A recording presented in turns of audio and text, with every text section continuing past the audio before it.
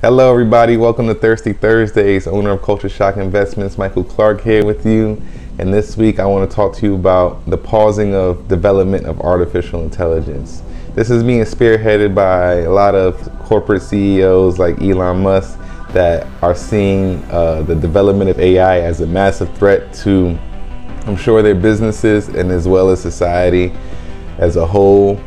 But I feel that the development of AI is ultimately going to benefit us, but there are negatives that come with positives, as in all cases, such as with the internet.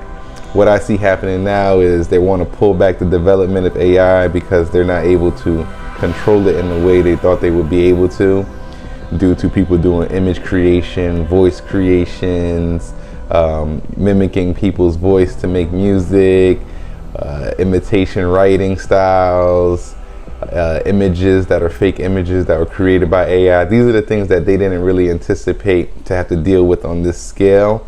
But I feel like that's part of evolution, and anything that if you allow the people to grasp it, it'll eventually evolve its way into society in a functioning manner.